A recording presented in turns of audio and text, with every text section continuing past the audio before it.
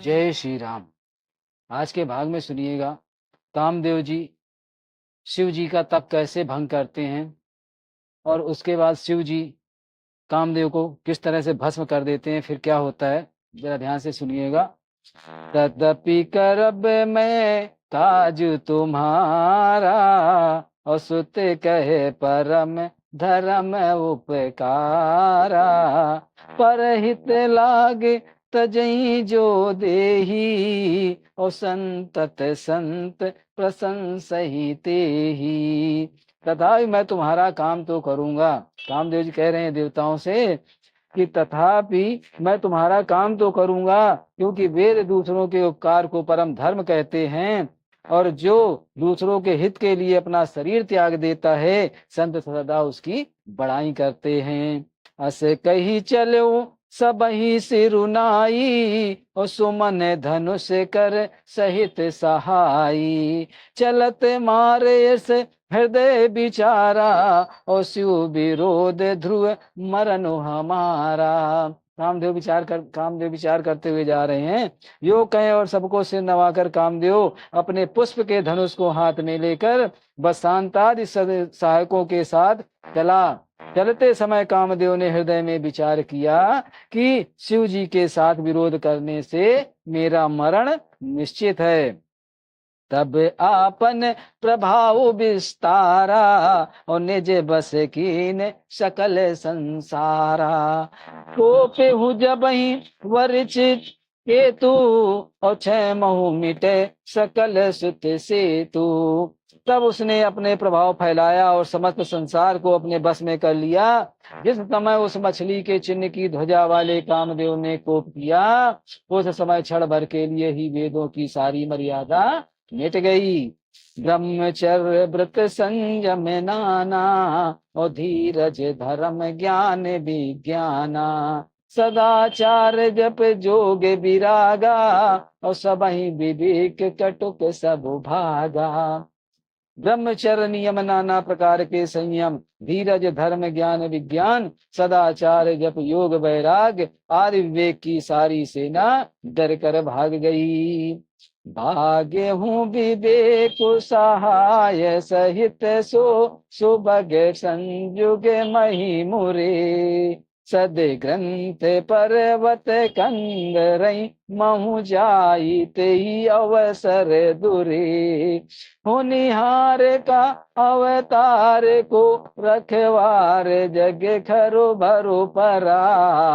और तुम मात के हर नाथ जई बहु कोप कर धनुष धरा। अर्थात विवेक अपने सहायकों सहित भाग गया। उसके योद्धा रणभूमि से पीठ दिखा गए। उस समय से वह सदग्रंथ रूपी पर्वत की कंदराओं में जा छिपे। अर्थात ज्ञान वैराग्य संयम नियम सदाचार आदि ग्रंथों में ही लिखे रह गए। उनका आचरण छूट गया। सारे जगत में खलबली मच गई और सब कहने लगे, हे विधाता, अब क्या होने वाला है? हमारी रक्षा कौन करेगा? ऐसा दो सिर वाला कौन है जिसके लिए रति के पति कामदेव ने कोप करके हाथ में धनुष बाण उठाया है।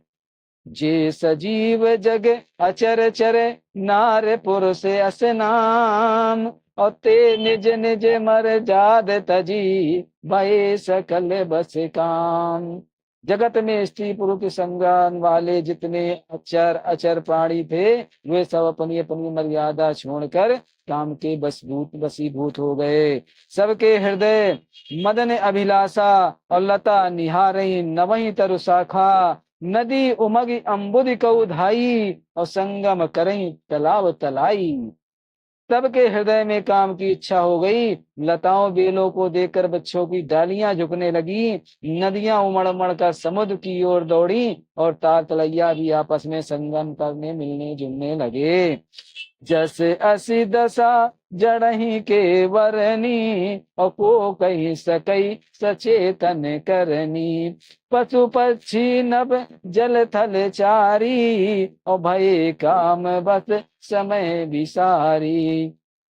जड़, जब जड़ वृक्ष नदी आदि की यह दशा कही गई, तब चेतन जीवों की करनी कौन कह सकता है। आकाश जल और पृथ्वी पर विचरने वाले सारे पशु पक्षी अपने संयोग का समय भूला कर काम के बस में हो गए।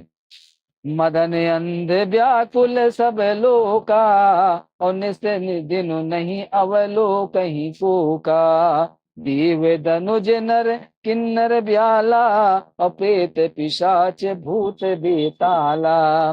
सब लोग कामांध होकर व्याकुल हो गए। चकवा चकवी रात दिन नहीं देखते। देव दैत्य मनुष्य किन्नर सर्प प्रेत पिशाच भूत बेताल सभी कुछ नहीं देख रहे थे।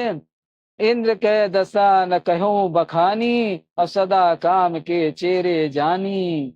सिद्ध विरक्त महामुनि जोगी, ते पी काम बस भये वियोगी।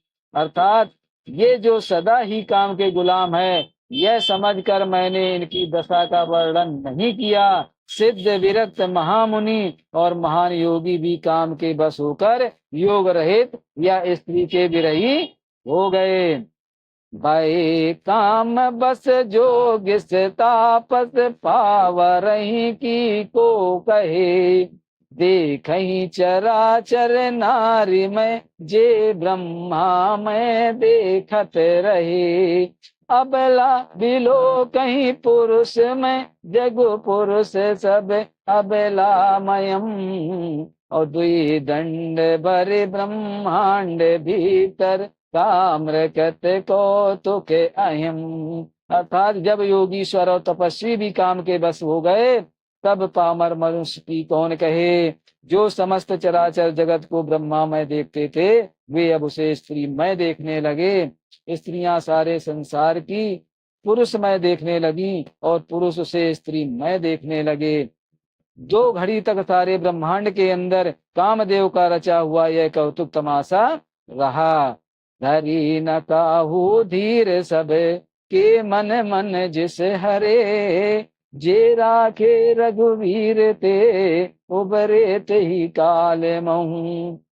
किसी ने भी हृदय में धैर्य नहीं धारण किया। कामदेव ने सबके मन हर लिए। श्री रघुनाथ जी ने जिनकी रक्षा की, केवल वो ही उस समय बचे थे। जिसको भगवान श्री रामचंद्र जी ने बचाया, वही उस समय बच पाए थे। उभय घरी अस कौतुक भयऊं, और जो लगे काम शंभु पही गयऊं। शिवही बिलोक संस के मारू, और भयऊं जतातित शंभु संसारो। 2 घड़ी तक ऐसा तमाशा हुआ, जब तक कामदेव शिव जी के पास पहुंच गया। शिव जी को देखकर कामदेव डर गया। तब सारा संसार फिर जैसा का तैसा स्थिर हो गया। भाई तुरत सब जीव सुखारे, और जिम मद उतरी गए मतवारे। रुद्र ही देखी मदन भय नाना, और दुराधर से दुर्गम भगवाना।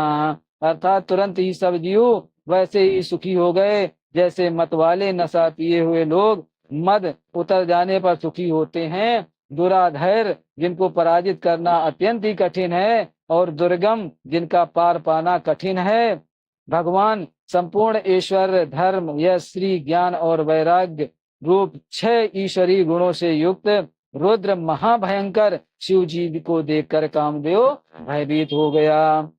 फिरत लाज कछु कर नहीं जाई, और मरण उठानी मन रच से उपाई। प्रगट से तुरत रुचिर ऋतु राजा, और कुश मित नवतरु राज विराजा। लौट जाने से लज्जा मालूम होती है, और करते हुए बनता नहीं। आखिर मन में मरने का निश्चय करके उसने उपाय रचा। तुरंत ही ऋतुराज बसंत को प्रकट किया। फूले हुए नए नए वृक्षों को की कतारें सुशोभित हो गईं। वन उपवन वापिक तड़ागा, और परम सुभग सब दिशा विभागा। जह तह तनु उमगत अनुरागा, और देखे मुई मन मज से जागा। वन उपवन बावली तालाब और सब दिशाओं के विभाग परम सुंदर हो गए। जहां तहां मानो प्रेम उमड़ रहा है, जिसे देखकर सारे मनों में भी कामदेव जाग उठा। जागई मनोभव मुँह मन बल, सुगमता न परे कहीं। और शीतल सुगंध सुमंद मारुत, मदन अनल सखा सही। बिकसे सरही बहु कंज, गुंजत पुंज मंजुल मधुकरा। और कल हंस पिक सुख सरस रब, करि गान नाचही अपछरा। मरे हुए मन में भी कामदेव जागने लगा। मन की सुंदरता कही नहीं जा सकती है। काम रूपी अग्नि का सच्चा मित्र, शीतल मंद सुगंध पवन चलने लगी। सरोवरों में अनेक कमल खिल गए, जिन पर सुंदर भंवरों के समूह गुंजार करने लगे। राजहंस, कोयल और तोते रसीली बोली बोलने लगे, और अप्सराएं गा गा कर नाचने लगी। सकल कला करी कोटि, विदहार्यो सेन समेत। और चली न अचल समाध स्यो, को पै हृदय निकेत। कामदेव अपनी सेना समेत करोड़ों प्रकार की सब कलाएं उपाय करके हार गया, पर शिव जी की अचल समाधि ना डिगी। तब कामदेव क्रोधित हो गया, उठा। देखी रसाल विटप बरसाखा, और तेहि पर चढ़ो मदन मन माखा। सुमन चाप निज धर संहाने, अवतर से ताकि समनि लगे ताने।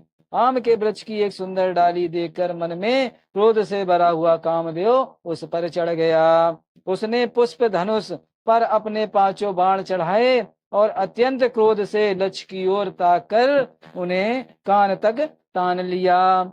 छाड़े विषम विषिक उर लागे, और छूट समाधि शंभु तब जागे। भयो ईस मन क्षोभ विशेषा, और नयन उधारी सकल दिश देखा। कामदेव ने तीक्ष्ण बाण छोड़े तो शिव जी के हृदय में लगे, तब उनकी समाधि टूट गई और वे जाग गए। ईश्वर शिव जी के मन में बहुत क्षोभ हुआ। उन्होंने आंख खोलकर सब ओर देखा। सौरभ पल्लव मदनु बिलोका, और भयऊ कोपि कापे ही लोका। तब शिव तीसर नयन उघारा, और चितवत काम भयऊ जरि छारा। तब आम के पत्तों में छिपे हुए कामदेव को देखा तो उन्हें बड़ा क्रोध हुआ, जिससे तीनों लोग कांप उठे। तब शिव जी ने तीसरा नेत्र खोला। उसको उनके देखते ही कामदेव जलकर भस्म हो गया। हाहाकार भयऊ जग भारी, और डर पे सुर भय असुर सुखारी। समुझ काम सुख सोच ही भोगी, और भय अटंकक साधक जोगी। जगत में बड़ा हाहाकार मच गया। देवता डर गए, दैत्य सुखी हुए, भोगी लोग काम सुख को याद करके चिंता करने लगे, और साधक योगी निष्कंटक हो गए। जोगी अटंक भये पतिगत, सुनत रत मूर्छित भई। रोदति बदति बहु भांति करुणा, करति शंकर पहि गई। अत कर बिनती विविध विध, जोरी कर सन्मुख रही। प्रभु आशुतोष कृपाल शिव, अबला निरखे बोले सही। योगी निष्कंटक हो गए। कामदेव की स्त्री रति अपने पति की यह दशा सुनते ही मूर्छित हो गई। रोती चिल्लाती और भांत भांत से करुणा करती हुई वह शिव जी के पास गई। अत्यंत प्रेम के साथ अनेकों प्रकार से विनती करके हाथ जोड़कर सामने खड़ी हो गई। शीघ्र प्रसन्न होने वाले कृपालु शिव जी अबला असहाय स्त्री को देखकर सुंदर उनको सांत्वना देने वाले वचन बोले। क्या बोले शिव जी ने? अब तेरति तो नाथ करे, हुई है नाम अनंगो। और बिनु विपु व्यापई सबई पुण्य, सुन निज मिलन प्रसंगो।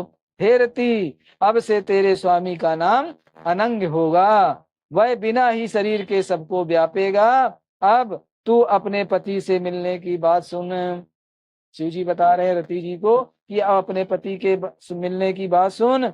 जब जदुवंश कृष्ण अवतारा, हुई है हरन महामही भारा।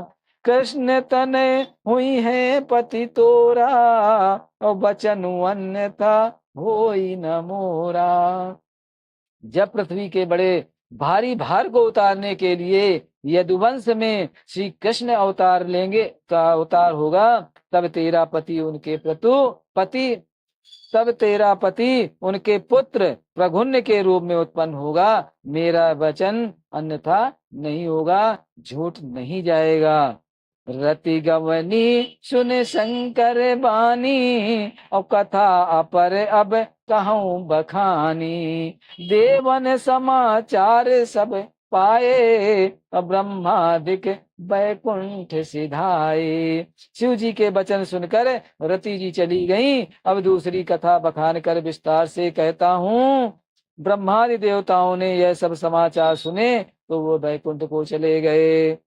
सब सुर विष्णु विरंच समेता, और गए जहाँ शिव कृपा निकेता। पृथक पृथक तिन कीन प्रशंसा, और भये प्रसन्न चंद्र अवतंसा।